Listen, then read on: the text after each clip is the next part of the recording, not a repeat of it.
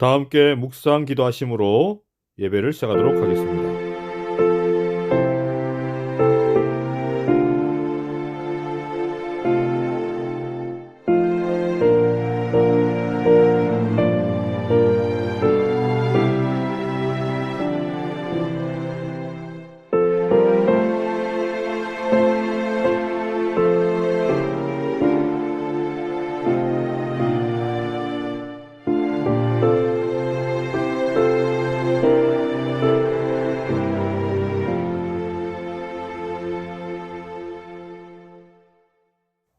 다 함께 시작하는 찬미 197장 5주 연제까지 찬양하시겠습니다.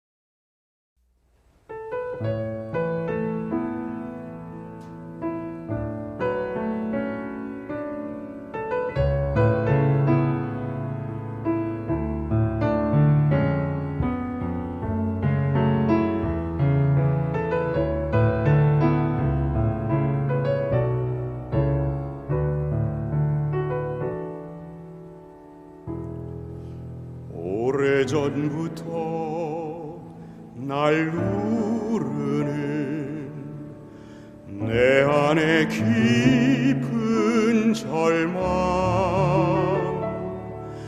아무 희망도 어떤 기대도 내겐 없는데 사람들의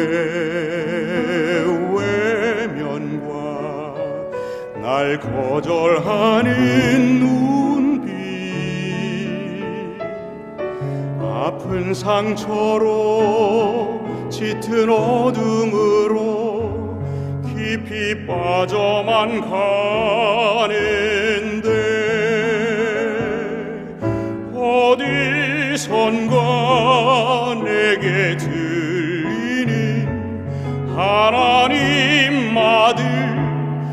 주님 이야기 그분이라면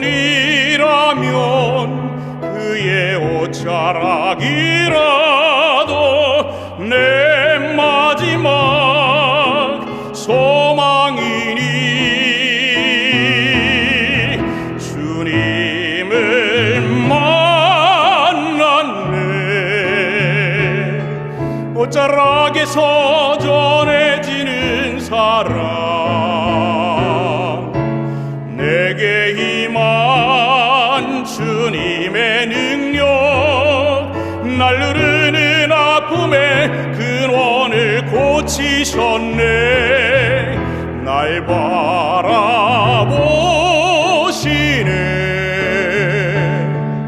나의 연약함 주님은 아시네.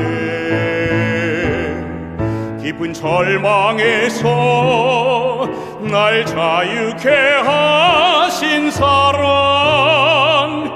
나 찬양해.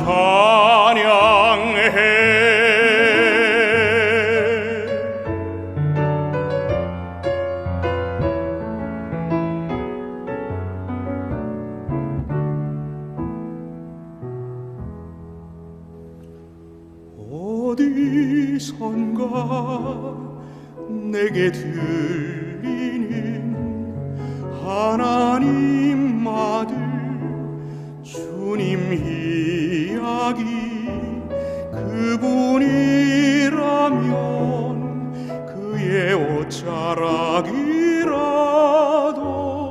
내 마지막 소망이니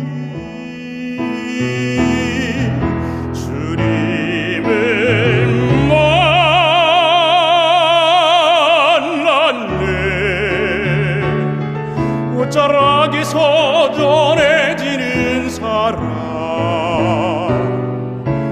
내게 임한 주님의 능력 날 누르는 아픔의 근원을 고치셨네.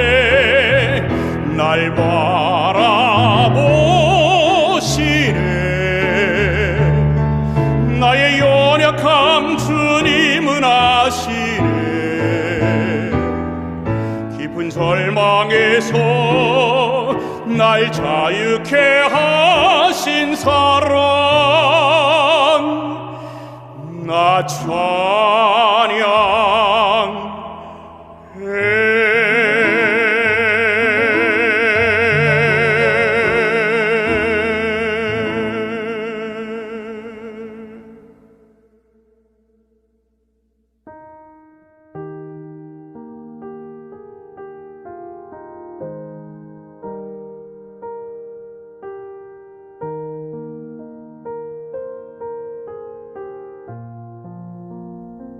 첫 언약에도 섬기는 예법과 세상에 속한 성소가 있더라.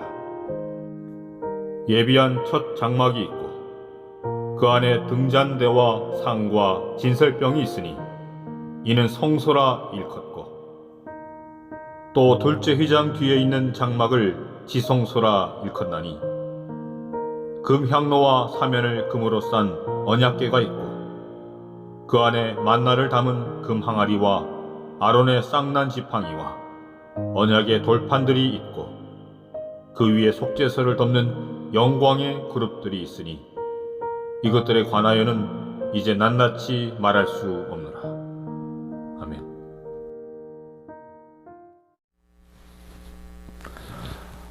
네, 성도 여러분 안녕하십니까? 네, 행복한 안식일입니다. 현재 저녁 시간마다 히브리서를 함께 공부를 하고 있는데요. 오늘은 히브리서 강의 벌써 24번째 시간이네요. 네, 24번째 시간으로 9장을 함께 공부하기 시작하겠습니다.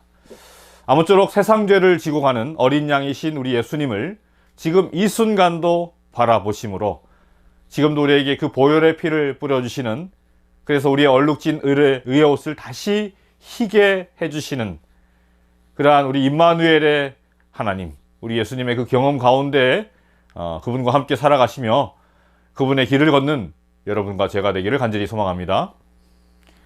9장을 시작하기에 앞서서 잠시 구약의 모세를 통해 주신 그 성소, 성막에 대한 영상을 하나 보고 시작하도록 하겠습니다. 성막은 출애굽기 25장과 26장에 하나님께서 성막을 어떻게 만들지에 대해 그 재료까지 세세하게 가르쳐 주십니다. 그리고 이 모든 재료는 이스라엘 백성들로 하여금 기쁘게 내는 것을 받아서 지으라 명령하시죠.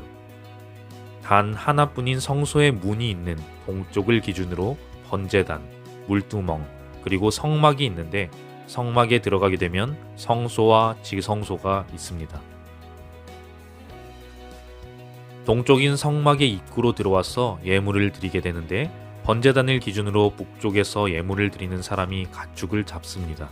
그렇게 해서 잡게 된 가축의 피를 가져다가 번제단 네 모퉁이에 있는 번제단의 뿔에 피를 묻히고 가축을 번제단 위에다가 올립니다. 그렇게 태우게 되면 그것은 화제로서 하나님 앞에 향기로운 냄새로 드려지는 것이죠. 번제단에서 조금 더 이동하게 되면 그 앞에 물두멍이 있습니다. 물두멍에서는 제사장들이 손이나 발을 씻도록 되어 있습니다. 이때 손이나 발을 씻지 않고 성막 안에 들어가게 되면 제사장은 반드시 죽게 됩니다. 성막 안에 있는 성소를 보면 그 바깥에는 해달 가죽으로 덮여져 있습니다. 그 안에 들어가게 되면 나오는 곳이 바로 성소입니다. 이 성소에는 제사장들만이 들어올 수 있습니다. 제사장들이 들어오면 입구인 동쪽을 기준으로 서쪽인 지성소 앞에는 분향단이 있습니다. 이 분향단에는 지정된 향을 섞어서 만든 것을 태움으로써 거룩한 향기를 냅니다. 성소에서 북쪽에 보이는 것이 바로 떡상입니다. 떡상은 하나님 앞에 떡을 차려서 놓는 것을 말하는데 12장의 진설병을 두 줄로 6장씩 쌓아 놓습니다. 그리고 성소의 남쪽에는 살구나무 꽃 모양을 한 등잔대가 있습니다. 이 성소 안에 더욱 거룩한 곳은 바로 지성소입니다. 지성소에는 대제사장만이 들어갈 수 있는데 1년에 딱 하루 있는 속죄일에만 들어갈 수 있습니다. 이 지성소 안에는 언약궤가 있습니다. 언약궤 위에 있는 것이 바로 속죄소인데 그룹이라고 하는 천사 2명이 서로 날개를 맞대고 언약궤를 덮고 있는 모습을 가집니다. 법궤 안에는 3가지 물건이 들어있습니다. 첫째는 시내산에서 모세가 하나님께로부터 받은 2 돌판이 있고 두 번째는 광야 40년간 하나님께서 먹여주신 만나, 그리고 세 번째는 아론의 쌍난 지팡이. 네, 영상을 함께 보셨는데요. 방금 보신 영상들을 통해서 성소의 구조와 그 의미에 대해서 간단하게 설명을 들으셨습니다. 제가 이것을 말씀 시작하면서 보여드린 이유는 오늘 공부할 히브리서 9장의 그 말씀을 시작을 1절에 첫 언약에도 섬기는 예법과 세상에 속한 성소가 있더라 하면서 1절부터 5절까지 이 세상의 성소, 이 땅의 성소, 성막의 그 구조에 대해서 이제 말씀하고 있기 때문에 보여드렸습니다. 자, 그런데 주의 깊게 말씀을 보신 분들은 좀 전에 보여드린 그 성소의 구조와, 여러분 알고 계시는 그 성소의 구조와, 구약의 성소의 구조와 히브리서 9장 1절부터 5절까지 나오는 그 성소의 구조에 대한 그 내용 중에 다른 것이 하나 있다라는 것을 아마 알아차리셨을 것입니다. 여러분 뭡니까? 뭘까요? 네, 여러분 한번 말씀을 잘 한번 9장 1절부터 5절까지 한번 잘 보시길 바랍니다. 뭐가 다르죠? 네, 바로 3절과 4절을 보게 되면요, 3절에서 이제 성소를 지나서 이제 지성소에 대해서 언급을 하고 있는데 그 지성소에 뭐가 있다라고 기록되어 있나요? 4절에 금향로가 있다라고 묘사하고 있습니다. 여러분, 이 금향로는요, 이 분향단 위에 있는 것입니다. 여러분, 분향단은 어디에 있는 거죠? 네, 성소에 있는 것입니다. 휘장 바로 앞에, 아까 보셨던 영상 아마 기억하시면서 보시면 휘장 바로 앞에 있는 기물입니다. 성막과 성소와 지성소를 맡고 있는 휘장 바로 앞에 분향단, 금향로가 있죠. 자, 그런데 왜 히브리서 저자 이 바울은 그 금향로를 지성소에 있는 것으로 묘사를 했을까요? 실수한 것일까요? 예. 계시록 5장 8절을 보면, 성경은 절대 실수라는 것이 있을 수 없죠. 예. 계시록 5장 8절을 보게 되면 책을 취하심에 네 생물과 24 장로들이 어린 양 앞에 엎드려 각각 검은 고와 향이 가득한 금 대접을 가졌으니 이 향은 성도의 기도드리라 라는 말씀이 있습니다. 자, 여기 금 대접, 즉 금향로에서 나는 그 향은 성도의 기도드리라 라고 말씀을 하고 있는데요. 자, 그러니까 이 금향로에서 피어나는 그 향의 그 연기, 그 향, 즉 성도의 기도들로 뭐 성소뿐만 아니라 지성소까지 그 기도의 향기, 연기가 가득 차 있는 그러한 장면을 묘사한 것입니다. 자, 이 말은 지금 예수님께서 대제사장으로서 지성소에 들어가 봉사를 하고 계신데 그분 혼자서 홀로 들어가시는 것이 아니라 금향로에서 뿜어져 나오는 그 연기, 즉 성도의 기도들과 함께 지성소에 들어가 봉사하고 계신 것입니다. 자, 그러므로 그분의 성도들이신 우리 성도님들의 그 기도는 참으로 중요한 것입니다.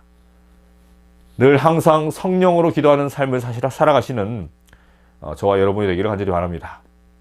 자, 그런데 여러분들이 이 말씀을 잘 보시면서 이해해야 할 것은요, 잘 이해해야 할 것은 여기서 이야기하려는 그 핵심, 그 중심 주제는요, 성소의 구조가 아니라는 사실입니다. 9장 5절의 마지막을 보게 되면 여러분 뭐라고 하고 있습니까? 네, 이것들에 관하여는 이제 낱낱이 말할 수 없노라. 자, 이 말은 성소의 구조, 그 성막의 구조에 대한 주제가 이 9장에서 말하려는, 이제부터 9장부터 말하려고 하는 그 내용의 핵심 주제가 아니다라는 것입니다. 자, 그래서 계속 그 말씀들을 이제 5절, 6절부터 계속 쭉 읽어보면 그 핵심 주제가 뭐예요? 성소의 구조가 아니라 그 성소의 제사장이 하는 일, 그 제사장의 봉사, 그 제사장의 사역이 그 내용의 핵심이라는 것을, 핵심 주제라는 것을 우리가 알 수 있습니다. 제사장의 사역. 자, 그런데 우리가 알아야 할 것은 이 땅에서는 제사장이 여러 명 있었지만, 역사적으로 여러 명이 있었겠지만, 여러분 하늘에는 누가 제사장이시죠? 네, 예수님이십니다. 하늘 성소의 유일한 제사장은 우리 예수님 뿐이십니다. 역대상 28장을 보게 되면 솔로몬이 하나님의 성전을 건축하는 장면이 이제 나옵니다. 자, 그런데 그 성소, 그 성전에 대한 설계도를 누구에게 받아요? 그 설계도를 누구에게 받습니까? 네, 아버지 다윗에게 받았다라는 이야기가 나옵니다. 다윗은 전쟁을 많이 한 사람이라서 피를 많이 흘렸기 때문에 그의 일평생 소원은 성전을 짓는, 여호와 하나님을 위해서 성전을 짓는 것이 그의 일평생 소원이었지만, 그가 정말 간절하게 원하는 일이었지만 하나님께서는 그에게 허락하지 않으시고 다윗으로 하여금 그 아들인 솔로몬에게 성전 짓는 것을 맡기도록 그렇게 하십니다. 역대상 28장 10절, 19절 보면 다윗이 이르되 여호와의 손이 내게 임하여 이 모든 일의 설계를 그려 나에게 알려주셨느니라 라고 말씀하고 있습니다. 자, 여기 말씀을 보면 여호와 하나님의 손이 다윗에게 임하여 그 모든 설계도를 직접 그려주셨다라는 말씀입니다. 이 솔로몬 성전의 전체의 그 세로의 길이는 60규빗이었습니다. 1규빗이 45cm, 성인 남성의 손가락 끝에서부터 팔꿈치까지 45cm 정도 생각하면 되니까, 어림 잡아서 세로는 한 30m 정도 되고요. 가로는 30규빗, 한 20m 정도 생각하면 되겠습니다. 그리고 높이는 30규빗이니까 한 15m 정도 됩니다. 그리고 성전 좌우벽에는 창틀이 있는 붙박이 창문이 있었고요. 또 성전 좌우 그리고 뒤 외벽에는 다시 그 외벽에, 성전의 외벽에 그 외벽을 쌓아서, 벽을 쌓아서 3층으로 된 다락이 있었다라고 합니다. 또 에스겔 40장에서 48장까지 말씀을 보게 되면 이 선지자 에스겔을 통해서도 하나님께서는 성전의 구조를 보여주시는데요.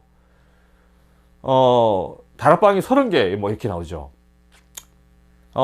지금도 이 에스겔서를 보면서 사람들은, 학자들은 이 에스겔의 성전이 상징적인 것인지 실제적인 것인지 아직도 참 논란이 많고 말이 많습니다. 자, 근데 그 구조가요, 그 크기도 이 솔로몬의 성전과는 조금씩 다릅니다. 에스겔의 성전은. 또 그리고 스룹바벨이 재건하고 헤롯이 그게 대대적으로 보수한 제2성전, 뭐 헤롯 성전, 스룹바벨 성전이라고 하는 그 성전도 이 솔로몬의 성전과는 다릅니다. 아시다시피 다릅니다. 또 에스겔 성전과도 다르죠. 여러분, 근데 왜 이렇게 성전마다 다르게 생겼을까요? 구조가 왜 이렇게 다를까요? 그렇게 하나님께서 직접 설계도도 그려주시고 그렇게 선지자들에게 자세하게 보여주시고 또 가르쳐 주셨는데 말입니다. 우리 교회 내에서도 아직까지도 하늘 성소, 하늘 성전에 대해서 논란이 많고, 이상구 박사 때에도 여전히 뭐 그것 가지고 막 이렇게 토론하는 장면에서도 그 성전에 대해서, 하늘 성소에 대해서도 싸우고 논쟁하는 것을 지켜봤습니다. 하늘 성소가 있니 없니 하면서 그렇게 논란을 하고 논쟁을 벌이고 있는데요. 여러분, 한마디로 예수님이 성소이십니다. 여러분, 그것을 우리가 알아야 합니다. 예수님이 성전이신 겁니다. 베드로전서 1장 2절을 보게 되면, 1장 12절을 보게 되면 그 모든 하나님의 계시, 다니엘서나 요한계시록이나 이 모든 하늘에 대한 그 계시들은, 에스겔이라 모든 계시들은 하나님 당신을 위해서 주신 것이 아니고 우리 인간이 이해할 수 있도록 우리 인간을 위해서 그 모든 계시들을 주셨다라는 말씀을 하십니다. 자, 그러니까 예수님이 성전이신데 그 예수님의 사역, 그분의 하시는 일들을 우리가 잘 이해할 수 있도록 우리에게 주신 것이다 라는 것이죠. 자, 근데 여러분, 모세의 성전, 또 솔로몬의 성전, 스룹바벨, 요한이 본 그 성전, 뭐 이런 것들이 말씀드린 것처럼 다 조금씩 다르지만, 다 조금씩 구조도 다르고 규모도 다르고 그렇지만, 여러분, 이 성전들이 동일하게 같은 것이 있습니다. 동일하게 묘사하는 것이 있어요. 여러분, 뭘까요? 뭐겠습니까? 네, 바로 그 성전들은 다 말씀드린 것처럼 규모도 다르고 크기도 다를지언정 뜰이 있고요, 성소가 있고 지성소가 있다라는 것입니다. 뜰과 성소, 지성소가 있다라는 것입니다. 그리고 제사장의 사역, 제사장이 무슨 일을, 어떤 일을 하는지 그 일, 그 봉사가 동일하게 기록되어 있습니다. 자, 예수님께서 성전이시기 때문에 그분이 뜰에서의 봉사, 여러분, 이 뜰에서의 봉사는 2000년 전에 이 땅에 오셔서 이미 다 하셨고요. 그 성소에서의 봉사, 지성소에서의 봉사를 다 하시는 것입니다. 미국 대통령이 타는 비행기를 에어포스원이라고 합니다. 이 비행기를 날아다니는 백악관이라고도 부릅니다. 대통령 전용기답게 참 그 놀라운 그 기능도 많고 첨단 기술도 있을 것이고 잘은 모르지만 얼마나 그 비행기가 안전하게 또 좋게 만들어졌겠습니까? 자, 그런데 만약에 대통령이 무슨 일이 생겨서 그 에어포스원 말고 그 전용 비행기 말고 다른 어떤 비행기를 타게 되면 기장이 방송을 통해서 이렇게 말한답니다. 네, 이 비행기는 이제부터 에어포스원입니다. 여러분, 왜입니까? 이 비행기가 지금까지는 그냥 어떤 여객기였거나 화물기였거나 그냥 그런 비행기였는데 누가 탔기 때문에 에어포스원이 된 거예요? 네, 대통령이 탔기 때문에 그 비행기는 정말 특별한 비행기가 된 것입니다. 대통령이 탄 비행기는 에어포스원, 날아다니는 백악관이 되는 것이죠. 대통령의 업무도, 그 대통령의 일도, 직무도 그곳에서 할 수 있습니다. 그 비행기가 허름한 화물기라 할지라도 대통령이 해야 할 일을 그곳에서 다 할 수 있습니다. 왜입니까? 네. 대통령이 그 비행기를 탔기 때문입니다. 자, 마찬가지로 예수님이 계신 곳이면 성소봉사도 할 수 있는 것이고 지성소봉사도 하실 수 있는 겁니다. 왜입니까? 네. 그분이 바로 성소이시고 또 제사장이시고 대제사장이시고 동시에 뭐도 되시기 때문에 제물도 되시기 때문에 그렇습니다. 자, 그러니까 하늘에 성소가 있니 없니 뭐 이러한 논쟁은 참으로 불필요한 논쟁인 것입니다. 그런 건 할 필요가 없는 것이죠. 뭐 우리가 나중에 하늘 가면 알게 되는 것이고요. 진짜 그 규격, 성경에 나와 있는 그 규격, 그 모습 뭐 그대로 있을 수도 있고 뭐 없을 수도 있는 것입니다. 그게 중요한 것이 아닙니다. 오직 뭐가 중요해요? 오직 예수님이 중요한 겁니다. 오직 예수님이 중요한 것이고 그 예수님의 봉사, 그분이 하시는 그 사역이 우리에게 중요한 것입니다. 자, 그래서 요한복음에 보면 이 사마리아 여인, 이 수가의 사마리아 여인을 예수님께서 찾아가시는데 이 수가의 사마리아 여인이 예수님께 이렇게 말하죠. 우리 조상은 이 산, 그리심산에서 예배해야 한다라고 가르치고 당신들 유대인들은 예루살렘에서 예배드려야 한다라고 하는데 도대체 어디서 예배하는 것이 맞습니까? 하고 예수님께 질문을 합니다. 자, 그랬더니 예수님께서 뭐라고 말씀하십니까? 네. 요한복음 4장 21절에 예수께서 이르시되 여자여 내 말을 믿으라. 이 산에서도 말고 예루살렘에서도 말고 너희가 아버지께 예배할 때가 이르리라. 자, 그리고 23절을 계속해서 보면 아버지께 참되게 예배하는 자들은 영과 진리로 예배할 때가 오나니 곧 이때라. 아버지께서는 자기에게 이렇게 예배하는 자들을 찾으시느니라. 하나님은 영이시니 예배하는 자가 영과 진리로 예배할지니라. 여러분, 이 예수님의 이 말씀은요, 그 예배하는 장소가 중요한 것이 아니다라는 말입니다. 옛날에 제가 다른 교회 전도사로 있을 때였는데요, 저의 주도로 새벽 기도회를 한번 부활시켜서 했던 때가 있습니다. 그렇게 교회 본당에서 한참을 이렇게 새벽 기도회를 하다가 이제 추운 겨울이 되었습니다. 그래서 이 본당에서 따뜻하게 불을 켜놓고 하려면 기름값도 들고 전기값도 많이 들고 하니까 오붓하게 따뜻하게 오시는 분들도 이제 뭐 10분이 조금 넘거나 10명도 안 되고 10분도 안 되고 그러니까 좀 조그만한 방이 있어서요. 조그만한 방에서 이제 그곳에서 우리가 새벽 기도회를 하자라고 제안을 했고 그렇게 하기로 했습니다. 그래서 그 조그만한 방에서 예배를 드렸는데 아침 새벽 기도회 예배를 드렸는데 참 따뜻하고 좋았습니다. 자, 그런데 그렇게 장소를 옮기고 나니까 참 그때부터 새벽 기도에 오시는 분들이 계속 주는 겁니다. 그러다가 어느 날 보니까 저를 포함해서 한 3-4명밖에 없는 거예요. 그래서 저는 아마도 추워서 성도님들이 안 오시는가 보다. 가까이 계신 분들도 안 오시는데 왜 추워서 이렇게 안 오시나 여러 가지 생각을 많이 했죠. 자, 근데 나중에 알고 보니까 안 그래도 들려왔어요. 그 작은 방에서 예배 드리고 있는데 바깥에서 막 소리가 나더라고요. 알고 보니까 그동안 오셨던 분들이 계속 오셨습니다. 새벽 기도를 각자 하셨더라고요.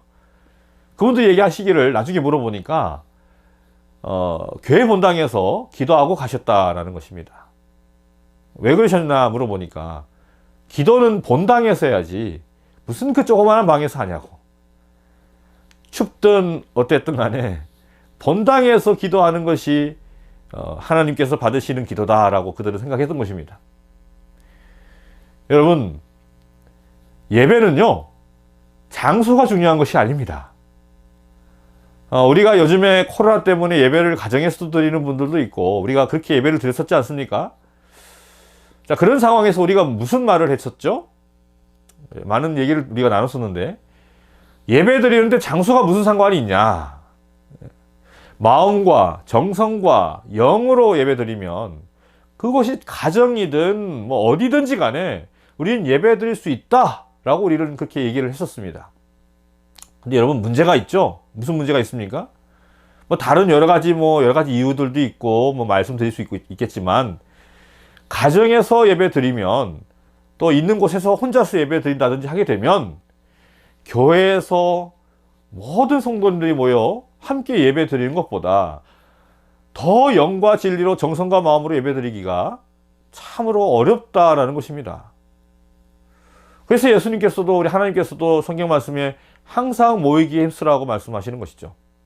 자, 아무튼 그래서 히브리서 오늘 9장 5절을 보게 되니까 그 성소의 구조들에 관해서는 이제 낱낱이 말할 수 없다라고 말씀하고 있는데, 이 말씀은요, 뭐 시간이 없기 때문에, 뭐 혹은 할애할 지면이 부족하기 때문에 못한다라는 이런 뜻이 아니라, 그것보다 더 중요한 것을 이제부터 말하려고 한다. 이제 잘 들어라. 이제 환기시키는 것입니다, 한마디로. 그런 환기시키는 의미의 말인 것입니다. 자, 그러면서 제사장이신 예수님께서 하시는 그 사역들, 그 성소 봉사에 대해서 이제 쭉 이렇게 말씀해 나가기 시작하는 것입니다. 자, 여러분, 질문을 하나 드리겠습니다. 다니엘서의 2300주야는 크게 몇 부분으로 나눠질까요? 다니엘서 8장에 2300주야가 등장하죠. 9장과. 여러분, 이 2300주야가 크게 몇 부분으로 나눠질까요? 몇 부분으로 나눠집니까? 네, 두 부분으로 나눠집니다. 바로 70일에와, 그러니까 490년과 7749, 490년과 나머지 1810년으로 나눠집니다. 4900년과 나머지 1810년. 그래서 457년부터 1844년이지 않습니까? 자, 그래서 그 첫 부분인 70일에 대한 말씀, 다니엘서 9장 24절을 보게 되면, 내 백성과 내 거룩한 성을 위하여 70일을 기한으로 정하였나니 허물이 그치며 죄가 끝나며 죄악이 용서되며 영원한 의가 드러나며 환상과 예언이 응하며 또 지극히 거룩한 이가 기름 부음을 받으리라. 여러분, 여기 말씀에 보면 뭐가 나오죠? 이 70일에 490년 동안 첫 번째 뭡니까? 허물이 그치고요. 두 번째, 죄가 끝나고요. 세 번째, 죄악이 용서되고요. 네 번째, 영원한 의가 드러나고, 다섯 번째, 환상과 예언이 응하고, 여러분, 마지막 여섯 번째는 지극히 거룩한 이가 기름 부음을 받는다 라고 말씀을 하고 있습니다. 자, 여기 여섯 가지도 두 부분으로 나눠집니다. 두 부분으로 나눠져요. 이 첫 번째부터 세 번째까지는 이 죄에 대한 것입니다. 첫 번째부터 세 번째까지는 죄에 대한 말씀이고요. 네 번째부터 여섯 번째까지는 의에 대한 것입니다. 자, 그래서 앞에 세 개는 어디에서 이루어지는 것일까요? 어디에서 이루어지는 것입니까? 어디가 중심이에요? 바로 이 세상입니다. 이 땅. 그리고 그 다음에 네 번째부터 여섯 번째까지 이 세 가지는, 세 개는 뭡니까? 하늘에서의 일입니다. 하늘에서의 일. 여러분, 그렇지 않습니까? 영원한 의가 드러나고 환상, 다른 성경에는 이상과 예언들이 이루어지고 지극히 거룩한 이, 여러분 누구이십니까? 예수님께서 기름 부음을 받으시는. 자, 근데 우리가 알아야 할 것은요, 이 성경에 이 마지막에 나와 있는 지극히 거룩한 이, 여섯 번째 지극히 거룩한 이라고 했는데, 이것은 잘못된 번역입니다. 아니, 잘못된 번역이라기보다는 잘못된 번역입니다. 오역이라고 할 수 있죠. 여기에 말씀의 원어로는요, 지극히 거룩한 이가 아니라 지극히 거룩한 것이 맞습니다. 여러분, 여기 지극히 거룩한 것이란 무엇일까요? 뭐가 그렇게 지극히 거룩한 것일까요? 원어적으로 이것은 사람을 가리키는 말이 아닙니다. 다시 말씀드리지만 이것은 어떤 사물, 장소, 이런 것입니다. 여러분, 뭘까요? 뭘 가리키는 걸까요? 바로 성소를 가리키는 것입니다. 지극히 거룩한 성소. 자, 그러니까 이 말씀은 예수님께서 승천하셔서 하늘에서 성소가 되심을 의미하는 것입니다. 옛날에도 모세가 성전을 짓고 그 주변에 기름을 발랐습니다. 그분이 그래서 기름 부음을 받았다는 것은 성소를 의미하는 것입니다. 자, 그분이 이제 즉 이 세상에서의 봉사를 마치심에 따라서 이제 하늘에서의 성소의 사역, 이제 부활하시고 승천하셔서 하늘에서의 성소의 사역, 지성소의 사역을 이제 시작하신다. 그러한 의미인 것입니다. 70일의 후에. 자, 그래서 그 70일의 가장 마지막 한 일회가 등장하죠. 한 일회. 예. 한 일회. 그러니까 7년. 이 7년의 절반에 말씀을 읽겠습니다. 여러분, 그가 그 일의 절반에 뭐와 뭘 금지한다 했습니까? 예. 제사와 예물을 금지한다 했습니다. 여러분, 이 말씀이 무슨 말씀이에요? 예수님의 그 십자가로 더 이상 양을 잡아드리는 그 상징적인 제사와 예물은 이제 사라진다는 것입니다. 여러분, 왜 사라집니까? 왜입니까? 그 모든 것은 다 예수님을 표상하는 것이었기 때문에 모든 제사와 그 예물, 양을 잡아드리는 모든 것들은 바로 십자가의 예수님을 표상하는 그 그림자였기 때문에 이제 실체가 오셨으니까, 실체가 오셔서 정말 제물이 되셔서 십자가에 돌아가셨기 때문에 이제는 필요치 않아진 것입니다. 그래서 없어지는 것입니다. 그리고 그 한 일회의 나머지 기간, 이제 3년 반 동안 무슨 일이 일어났었습니까? 네. 유대인들에게, 제자들이 정말 열심을 다해서 유대인들에게 복음을 전했습니다. 왜냐하면 이 70일의 그 기산점을 얘기하면서 처음에 뭐라고 했습니까? 내 백성과 내 거룩한 성, 바로 이스라엘, 그 유대인들, 유대의 나라를 위해서 70일회를 기한으로 정했기 때문에 그렇습니다. 그래서 이 3년 반은 유대인들을 위한 기간이었고, 그 기간이 끝나는 사건, 여러분 무슨 사건이었죠? 열심히 유대인들, 예루살렘에서 얼마나 제자들이 복음을 전했습니까? 집사들이 얼마나 복음을 전했습니까? 근데 그 기간이 끝나는 사건으로 스데반이라는 집사님이 순교를 당하죠. 그 스데반의 순교로 인해서 복음은 이제 온 세상으로 이방 땅을 향해서 이제 가게 된 것입니다.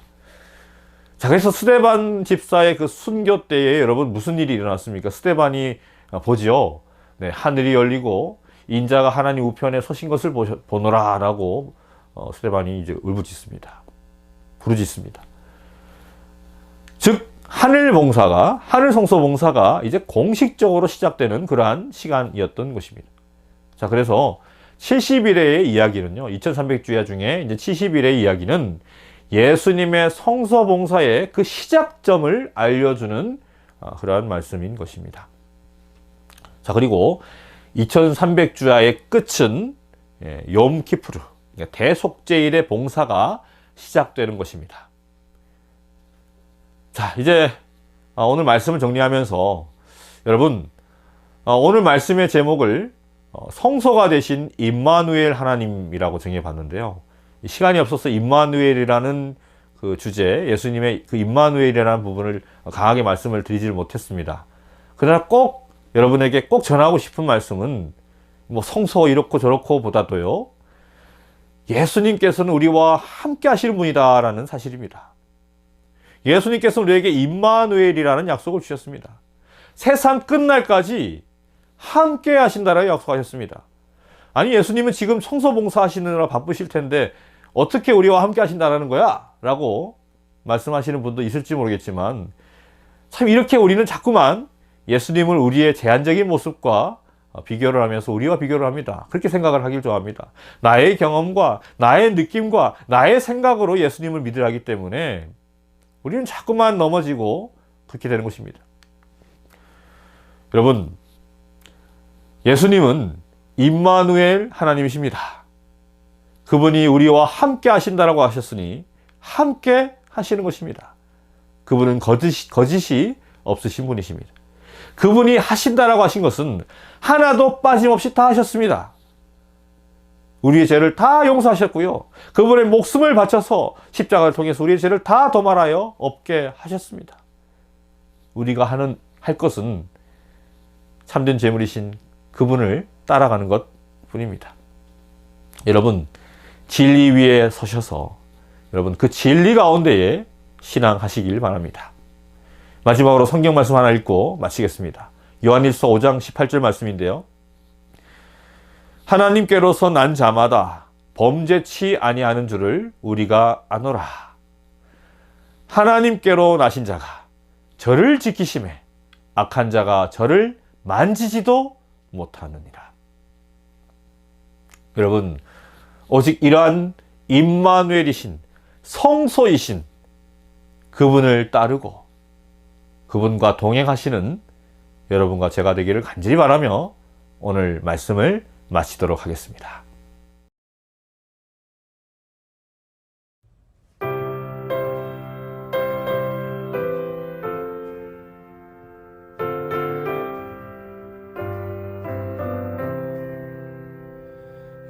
예수만 바라보세 예수만 쳐다보세 믿음의 주 되신 예수만 바라보세 예수만 생각하세 예수만 신뢰하세 믿음의 주 되신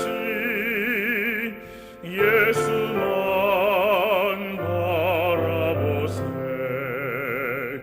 예수만 품어보세 예수만 모셔보세 믿음의 주 되신 예수만 바라보세. 영원히 변함없으신 좋으신 우리 하나님을 찬양합니다.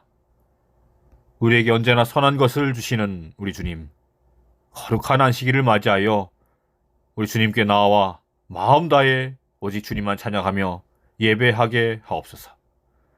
오늘 이 시간 저희 가운데 임재하여 주셔서 오직 주님께만 영광 돌리는 아름다운 귀한 예배 시간 되게 인도하여 주시옵소서. 우리의 임마누엘이요 성소가 되어주시는 우리 주님을 알게 하시니 또한 감사합니다. 오직 주님만 높이며 주님만 바라보는 저희 삶이 되게 인도하여 주시옵소서. 예수님의 이름으로 기도드리옵나이다. 아멘.